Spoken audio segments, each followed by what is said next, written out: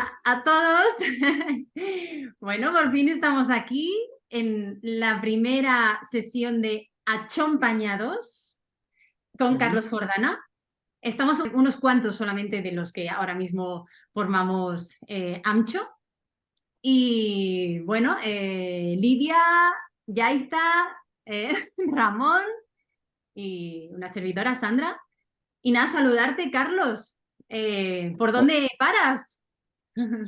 Pues lo primero, muchas gracias. Me da mucho gusto que me acabo de fijar en el bonito libro que tienes detrás tuyo, así que muchísimas gracias por el detalle. Y nada, pues la verdad que muy contento de estar aquí. Estoy ahora mismo en Ciudad de México, Mm.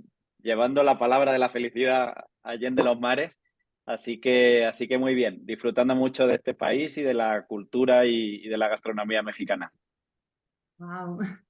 Pues sobre todo muchas gracias para, bueno, nosotros somos ahora, acabamos de nacer, pero sobre todo para todo el mundo que sepan que tú eres, aunque ya lo deben de saber a estas alturas, pero que tú eres nuestro padrino y que estamos muy agradecidos, que nadie mejor que tú, en el primer momento todos pensamos en ti, así que muchas gracias por aceptar. Yo Y os lo agradezco muchísimo, os lo agradezco de corazón, porque sí. os conozco a todos desde hace tiempo y sobre todo desde que nos iniciamos y empezamos bueno, a alinear nuestros caminos en torno a la felicidad. Así que me ha dado mucho gusto conocer este proyecto desde que era una semillita, ahora ya es esa plantita que tiene ya una cierta altura y que ya se va viendo que va como creciendo y que va para arriba.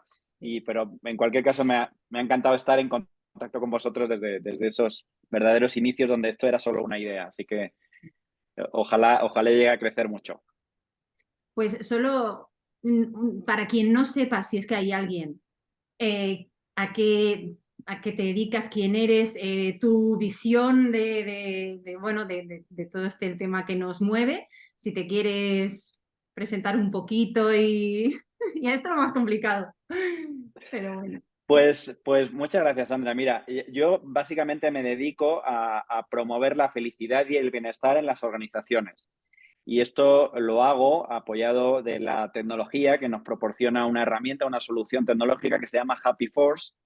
Y lo hago un poco, vengo del mundo de los recursos humanos, como vosotros los que estamos más cerquita ya sabéis, pero un poco para los que no lo conocen, yo vengo tradicionalmente del mundo de los recursos humanos. Eh, Vengo del mundo de los recursos humanos tradicional, quería decir. De alguna manera la evolución ha sido un poco porque, fíjate, yo aterrizo en esto de la felicidad cuando todavía no estaba tan popularizado o extendido y yo aterricé en este mundo de la felicidad un poco por dos motivos fundamentalmente que he compartido ya con alguno de vosotros en un entorno más cercano, ¿no? Pero el primero de los motivos fue eh, darme cuenta que las organizaciones, los departamentos de recursos humanos de las organizaciones están mucho más orientados a procesos que a personas. Es decir, que yo trabajando en recursos humanos me daba cuenta que estaba mucho más pendiente del proceso y prácticamente era lo que ocupaba todo mi día que verdaderamente la atención a las personas, ¿no? Y esto lo ves muy claramente porque muchas veces en las organizaciones nos dedicamos a hacer procesos de clima laboral, de satisfacción, de evaluación del desempeño. Y cuando estamos inmersos en esos procesos, muchas veces llega una persona con un problema personal y parece que nunca tenemos tiempo para ella, ¿no? Llega, no sé, María con un problema con su embarazo de riesgo y María, por favor, ahora no puedo atenderte. Me tienes que agendar la sesión para que yo te pueda dispensar este tiempo, ¿no? Y entonces le explico que es que estoy preparando la presentación para el board directivo, que estoy analizando los resultados de la encuesta. Y parece que la persona siempre nos inoportuna, ¿no? Cuando viene con su problema personal. Y esto verdaderamente es algo que te da como que pensar, ¿no? Entonces, esta fue una primera reflexión que hice para aterrizar en esto de la felicidad. Y hubo una segunda, y es que yo, que presumía mucho de ser la cara amable de los recursos humanos, porque había estado en departamentos de grandes corporaciones de selección, con lo cual comunicaba muy buenas noticias de incorporaciones, en departamentos de formación, con lo cual te comunicaba que había sido elegida para un curso. Entonces, estaba en departamentos que generalmente comunicaban buenas noticias. Y yo presumía de ser la cara amable de los recursos humanos hasta que tuve que venir expatriado a México y bueno, pues desgraciadamente me tocó hacer lo que no nos gusta hacer a ningún director de recursos humanos, que es despedir a mucha gente, ¿no? Entonces, pero ahí me di cuenta, fue un proceso que no fue de un día para otro, pero fue un proceso que me ayudó a entender que no necesariamente tenías que ser portador de buenas noticias para seguir siendo la cara amable de los recursos humanos. Entonces, estos dos elementos, el no tener que ser portador de buenas noticias para poder dar una visión o una respuesta honesta, sincera, transparente, empática, cercana, compasiva, y podía seguir siendo la cara amable de los recursos humanos pese a no traer buenas noticias. Y por otro lado, yo soñaba con un departamento de recursos humanos mucho más orientados a las personas. Y que perdóname si me he extendido mucho, Sandra, pero estos fueron los dos grandes detonantes que me hicieron aterrizar en el mundo de la felicidad, que es a lo que me dedico hoy. Y una cosa, Carlos, los dos venimos de trabajar en multinacionales, ¿no? Y todo esto, desde que te das cuenta hasta que realmente empiezas a trabajar en la felicidad y en el bienestar de las personas, ¿cómo fue ese puente entre dejar la multinacional y empezar a trabajar, digamos, con las personas y el bienestar? Y cómo pudiste pasar ese puente? Fíjate que es algo que se ha confirmado en la encuesta que hizo Happy Force el año pasado con ocasión del World Happiness Fest. Hizo una encuesta sobre la felicidad que replicaremos este año y se confirmaba una cosa que tú y yo hemos vivido en primera persona. Yo creo que más de los presentes la hemos vivido en primera persona, y es que a medida que avanza nuestra trayectoria profesional, cada vez necesitamos, contrariamente a lo que pensamos que son los más jóvenes, los que necesitan conectarse con un propósito, son más las personas que ya tenemos un cierto recorrido en nuestra trayectoria, tenemos algún desengaño, por qué no decirlo, también en nuestras relaciones laborales, las que necesitamos conectarnos con un sentido de propósito, con algo más elevado. Y bueno, pues ahí entré en contacto precisamente, ahora estoy en México acompañando a una buena amiga y compañera que se llama Nancy Martínez en un evento que se llama Wow How, que es precisamente para la promoción de la felicidad y el bienestar en las organizaciones. Y fue precisamente escuchar a Nancy Martínez, el primer detonante, esa primera semillita que hablábamos antes de Ancho. Bueno, pues esa primera semillita para mí relacionada con la felicidad fue escuchar a Nancy Martínez, que hablaba en su narrativa de su consultora que se llama Live 13.5, hablaba de que a 13.5 es la temperatura a la que nuestro cerebro se conecta con la felicidad, con las emociones positivas. Bueno, pues no sé cómo explicarte, Ramón, lo que eso detonó. A veces estamos hablando de pequeñísimos cambios que lo cambian todo, ¿no? Y ese pequeñito cambio, Ramón, detonó una curiosidad creciente, que fue creciente y que fue progresiva hacia el mundo de la felicidad. Y entonces, más que contarte cómo fue todo el camino, que me llevaría mucho rato, pero sí me pareció, para responderte de una forma muy gráfica, Ramón, que ese fue la pequeña chispa que detonó un cambio y un interés por la felicidad. Carlos, una pregunta. ¿Y tu sensación es de que fue un camino fluido y fácil o te encontraste muchas piedras en el camino para llegar a dedicarte a esa vocación, digamos? Pues buena pregunta. Pasaron muchas cosas, como todos sabéis, y la verdad es que ya está súper manoseado el término de la pandemia y demás, pero inevitablemente pasó una pandemia y pasó algo que cimbreó a toda la humanidad. O sea, ahora mismo están ocurriendo eventos muy desgraciados en algunas partes del mundo que todos conocemos, pero verdaderamente otras partes del mundo somos muy ajenas a esa realidad tan dramática y desgraciada que están viviendo. Pero aquello nos sacudió a todos a la vez. Es decir, que no se había vivido un fenómeno que nos hubiera sacudido a toda la humanidad al mismo tiempo y con la misma virulencia, pero lo hemos vivido. Y aquello detonó pues ya cambios que hicieron que esto después, cuando salimos de ahí, ya estuviese casi como por arte de magia muy instalado en la conversación. Entonces, la realidad es que yo siento que para mí, por cuando empecé y lo que pasó en el camino, fue un camino bastante fluido, porque de sentirme un poco solo al principio, pero eran mis inicios, a ya estar muy instalado en la conversación de todo el mundo, ¿no? Y era una demanda, una expectativa de los trabajadores el que las empresas promocionasen su felicidad y su bienestar. Entonces yo lo he sentido bien fluido, lo cual no quiere decir que para todo el mundo pues tenga que serlo, pero yo sí lo he sentido así como muy fluido por las circunstancias que te cuento. Y una cosa, Cuando hablamos contigo respecto que nuestro objetivo era crear esta asociación Ancho, ¿cuál fue tu primera reacción? ¿Qué pensaste? Pensé que qué ingenioso, porque es verdad que yo suelo contar que hay más alumnos en los programas de Chief Happiness Officer que en los programas habitualmente de dirección de recursos humanos. Entonces yo pensaba, oye, hay un interés muy creciente por esta figura. Luego esta figura puede tener, que lo hemos hablado muchas veces en la cercanía, Ramón y Lidia y Sandra y Yaiza, y lo hemos hablado en la cercanía, luego esta figura puede tener otras etiquetas, ¿no? Puede ser director de bienestar, como tiene Santander, es decir, puede ser people and culture o lo que sea, ¿no? Pero puede tener muchas etiquetas, pero al final tener a alguien de preferencia en el ámbito más estratégico posible, es decir, si puede estar sentado en el board directivo, es más, si puede ser apartado de los recursos humanos más tradicionales, ¿no? Esto puede tener matices, pero incluso si pudiera ser apartado de los recursos humanos más tradicionales, es algo muy conveniente para las organizaciones. Y en ese sentido, con este interés creciente que era muy evidente para todos, pues tener la idea de un aglutinante, una especie de pegamento que lo una a todo y que ayude a ese proceso de actualización, de conocimiento, de compartir experiencias, que es a lo que obedece al fin y al cabo una asociación de este tipo, pues me pareció muy, muy inteligente, la verdad, muy, muy oportunista y muy inteligente, la verdad. Y muy necesario también. Sí. Claro, ahora que dices que es como, claro que se nota muchísimo ese interés creciente, cada vez oímos más hablar de bienestar con diferentes etiquetas. También hay personas que hay veces que dicen que esto puede ser una moda. ¿Tú crees que es una moda la felicidad en el trabajo o una necesidad y por qué lo es? Fíjate, yo escucho, ayer estaba precisamente en UNIR, en un programa que tiene UNIR de autoliderazgo y de desarrollo personal, y me decía un alumno del programa, me decía, o sea, estás empeñándote demasiado en convencernos de algo que me decía, además, me decía Sergi, que es evidente. Y yo le decía, Sergi, pues aunque a ti y a mí nos parezca evidente, a mucha gente no le resulta tan evidente.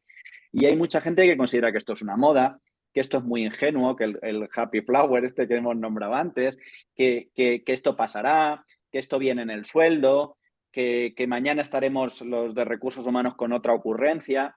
Es decir, esto, bueno, pues escépticos, Lidia, hay de esto y de cualquier otra cosa que se te ocurra, ¿no? Entonces bueno, yo creo que, fíjate, hay una cosa que es lo más gráfico que se me ocurre para responderte a la pregunta de qué opino al respecto, y es apelar a la sensación que como profesionales hemos tenido todos en algún momento de que cuando hemos estado en un entorno donde hemos estado motivados, felices, satisfechos, en sintonía con nuestra organización, apelar a tu recuerdo de si no has sido, estabas más comprometido, has sido más productivo, no has estado mirando el reloj, te has entregado en cuerpo y alma. Entonces, más que responderte desde lo teórico, Lidia, te diría, lo mejor que se me ocurre es apelar al propio recuerdo porque en el fondo, con poquita experiencia profesional que tengas, seguramente en alguno de esos momentos has estado. En un momento donde te sientes súper alineado con tu compañía, súper contento con tus compañeros, súper motivado, súper ilusionado con el proyecto. Y la pregunta es, oye, ¿no eras más productivo también? ¿No eras más...? Entonces yo creo que es la mejor forma. Bueno, pues si pudiéramos, con una figura como esta, como el Chief Happiness Officer, promover este estado en los colaboradores, me parece que incluso sobrarían, Lidia, los KPIs, sobrarían los indicadores de desempeño, sobraría, porque es con la convicción genuina y profunda de que cuando eres feliz y estás satisfecho, las cosas funcionan mejor también en lo laboral, tendría que ser suficiente. Carlos, pero hablando de los escépticos y continuando con lo que estás comentando ahora, ¿cómo convencemos a estos escépticos que al final son los que nos contratan? Son estos CEOs de las empresas que, bueno, que la gran mayoría es lo que tú dices, dicen que ya tenemos que venir contentos. Claro, hay que convencerlos a ellos. ¿Cómo lidias con estos? Mira, Sandra, la realidad es que no puedes. La realidad es que no puedes. O sea, hay toda una parte del camino que tienen que hacerla ellos. O sea, hay toda una parte del convencimiento que tienen que hacer, que es un camino que probablemente deban transitar solos. La buena noticia es que tú no vas a tener que convencerlos, tú no vas a tener que convencer al escéptico, porque ni siquiera te vas a entender con el escéptico. Tú vas a interactuar, vas a tener un diálogo con alguien que ya haya hecho un poquito de ese recorrido de convencimiento y a lo mejor solo tengas que darle algunos argumentos que refuercen su premonición de que esta puede ser una buena línea para desarrollar a su cultura organizativa, a sus personas, a su plantilla en el futuro. Es decir, que con el escéptico a lo mejor te cruzas en una cena, en un evento formal, yo lo he hecho, alguien que se me ha sentado al lado en una cena y me ha dicho, yo no creo en nada de esto de la felicidad. Ok, yo no me empeñé en que saliese de la cena convertido al mundo de la felicidad. Pero esa gente no habla con nosotros. O sea, esa gente no tenemos que convencerla porque ni siquiera se va a dirigir a nosotros. Al que sí te vas a dirigir es alguien que dice, oye, ¿y esto de la felicidad de verdad impacta? Oye, ¿y no será una moda que pasará? Claro, así esa persona ya tiene por lo menos la inquietud, tiene la curiosidad y a ese sí que con buenos argumentos podemos terminar de convencer. Pero al escéptico yo diría, no gastéis vuestra energía con una persona que es escéptica. No, creo que no tendría sentido. Pasa igual con la política o pasa igual con el fútbol, ¿eh? Convencer a un fanático del Atlético de Madrid de que tiene que ver el fútbol como un deporte y sin colores, pues es dificilísimo, no te empeñes en eso, ¿no? O del Real Madrid, eso no pasa. Así que yo creo que por suerte no vamos a tener que convencer al escéptico. No, incluso muchas veces el escéptico creo yo que si, por ejemplo, tiene alrededor personas que trabajan por el bienestar, trabajan por la felicidad de los colaboradores, implementan estrategias de bienestar corporativo y ven que esas empresas están yendo bien, incluso mejor de lo que él mismo esperaba, quizás a veces se convencen solo por el ejemplo, ¿no? No tanto de intentar convencerles. Por eso te decía, Ramón, que el camino lo tienen que transitar ellos, ya sea por la vía del ejemplo que puedan ver en su organización o en la de alguien que ellos tengan como referencia, pero hay una parte, o por lo que escuchen o por lo que lean, en LinkedIn, en artículos. Harvard Business Review es una magnífica inspiración para todo esto, por ejemplo, donde yo aprendo mucho. Entonces, ese camino lo tienen que transitar ellos. A mí me gusta una cosa que has dicho, que no perdamos energías en convencer a los escépticos. Yo estoy totalmente de acuerdo, ¿eh? Porque además las energías pues, son las que son limitadas, y si ya las perdemos con gente que realmente nunca va a creer o no va a querer creer, pues realmente creo que nuestra labor es identificar a aquellas personas que tengan un mínimo interés y a partir de ahí empezar a colaborar juntos. Poner semillitas. Sí, Eso. Totalmente. Perdón, sí. No, adelante. No, que te iba a decir que si una organización ya está en ese punto que estás comentando de tener ya una curiosidad por implementar el bienestar en su empresa y la felicidad, ¿cuál dirías que es el punto número 1 para empezar? Buena pregunta, Yaiza. Pero un poco trayéndonos el tema de la energía, es ahí donde tenemos que dedicar la energía. Porque el hecho de que tengamos lo que yo llamo un explorador, yo tengo bueno, pues de alguna manera categorizados todos los avatares de los perfiles de personas que me encuentro en una compañía. Ese que tú estás definiendo, o el detonante, suele ser el que yo llamo explorador, que suele ser el CEO, ¿no? El que toma decisiones en la organización, ¿no?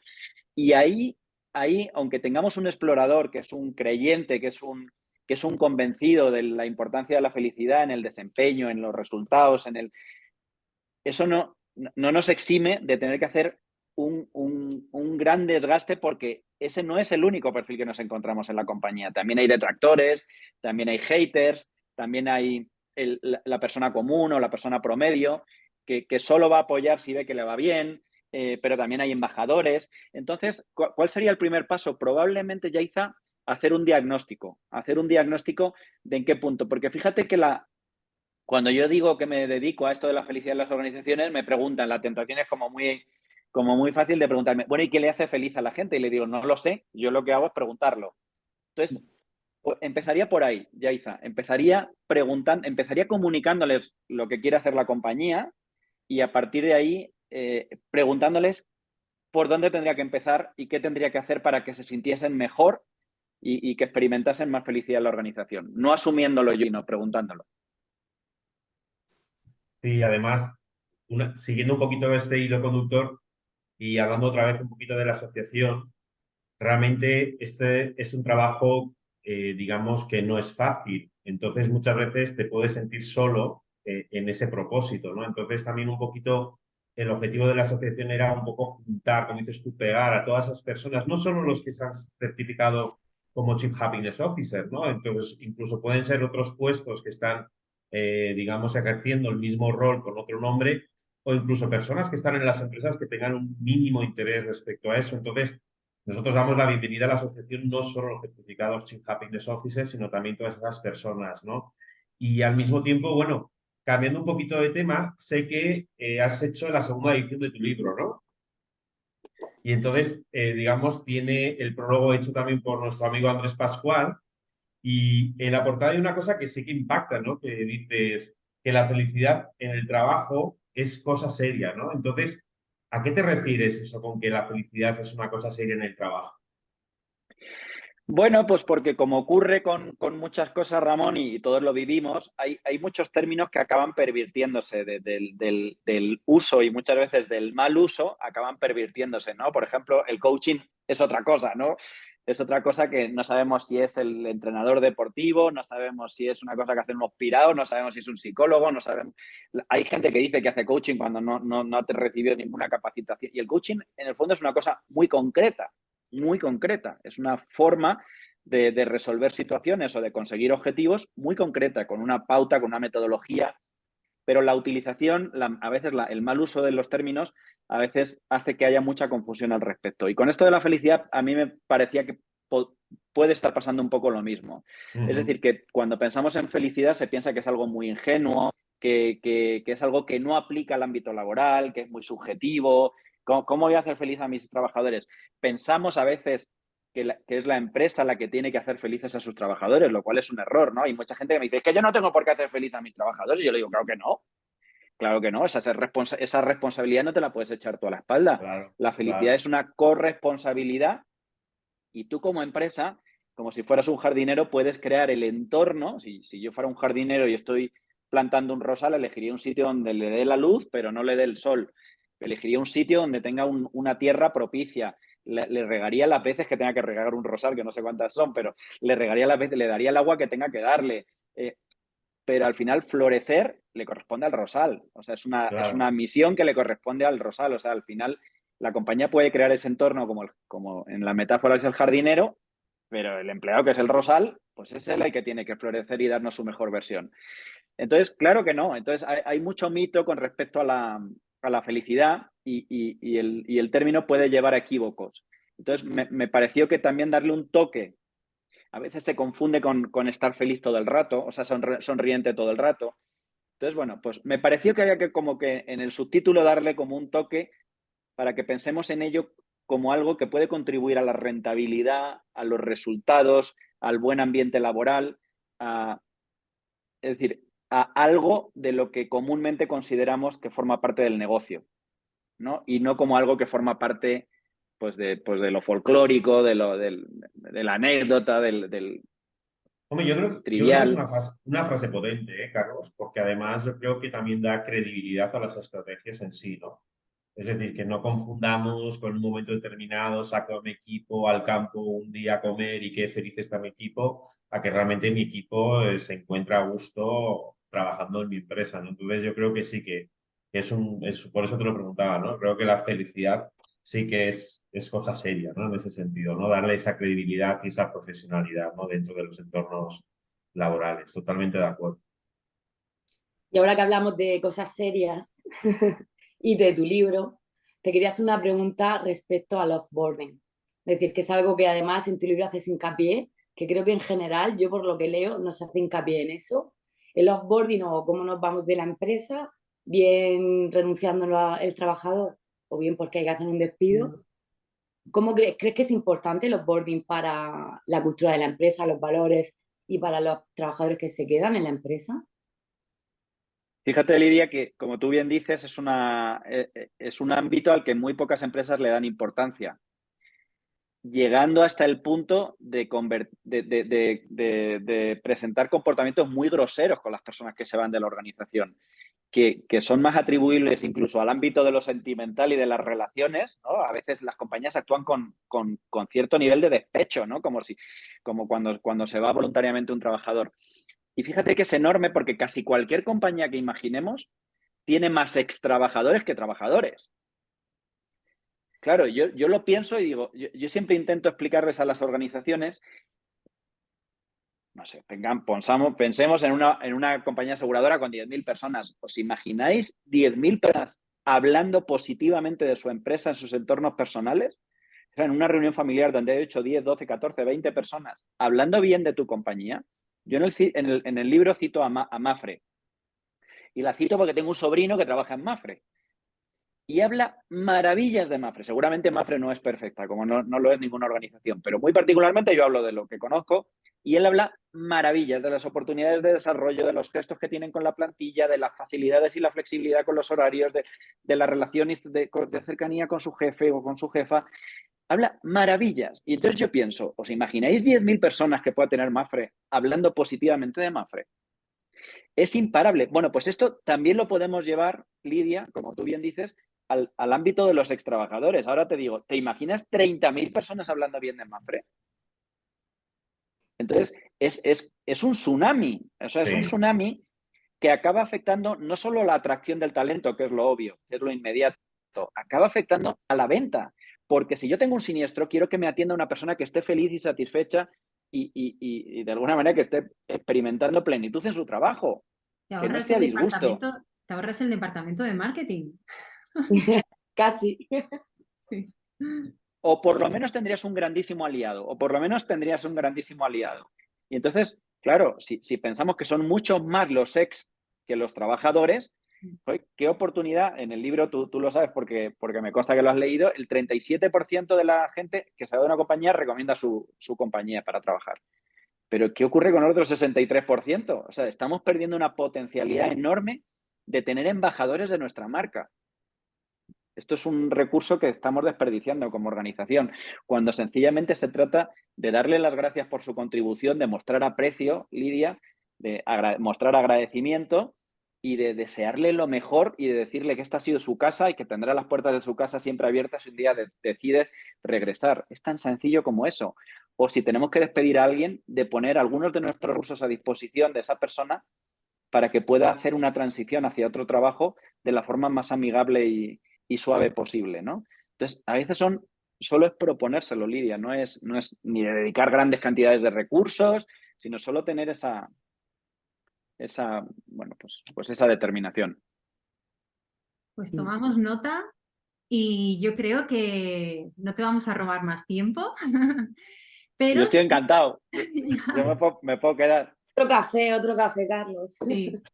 Repetiremos. Seguro que vamos a tener mucho éxito. Solamente una cosita que nos gustaría que nos trasladaras. Bueno, ¿qué les dirías a nuestros socios / futuros socios? Pues primero, que todas las personas que estáis detrás de este proyecto sois personas muy recomendables en el ámbito de lo personal y, por supuesto, también en el ámbito de lo profesional. Es decir, que esto no nace, como decíamos antes, de una ocurrencia, sino nace de una muy buena visión, de una muy buena anticipación y está muy bien sostenido por las personas que estáis detrás de este proyecto. Y yo os diría un poco que de la unión de nuestras ideas, de nuestros recursos, de nuestra materia gris, de nuestras iniciativas, de nuestras experiencias, es de donde sale la riqueza.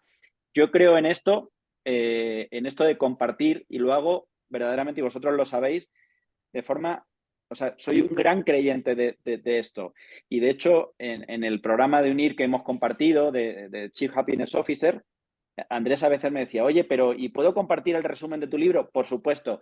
Oye, y toma, la encuesta. Oye, pero ¿de verdad quieres que la comparta con todos los alumnos? Por supuesto. O sea, yo soy un gran creyente de que cuando compartimos, ganamos todos. No estamos cediendo nada. Hoy estamos en la era del conocimiento. No hay nada que yo sepa que tú no sepas. Nada.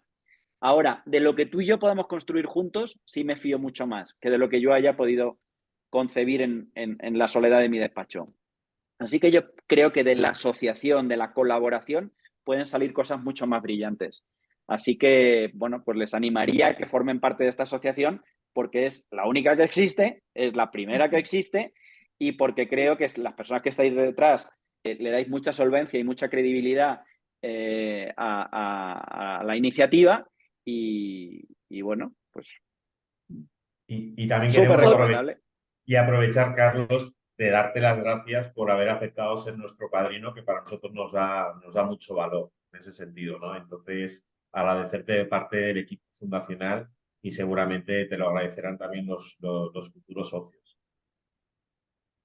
Ay, pues esto, cuando alguien te agradece algo por lo que tú estás tan agradecido, pues la verdad es que es una maravilla, ¿no? Cuando alguien te está dando las gracias, cuando el agradecido eres tú, esto es un poco lo que tengo que decirte, Ramón. El agradecido soy yo, lo recibo con de muy buen grado el agradecimiento, Ramón, pero el agradecido soy yo y me siento muy honrado y un privilegiado de estar pudiendo llevar el propósito de la fundación y de la asociación a pues donde nos quieran escuchar. Así que muy, muy honrado y me siento un privilegiado y muy agradecido.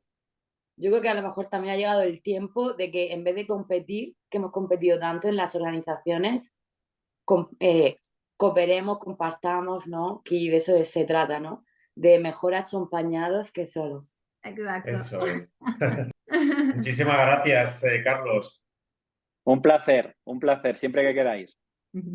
Hasta luego. Un abrazo. Un abrazo. Adiós, gracias. Chao.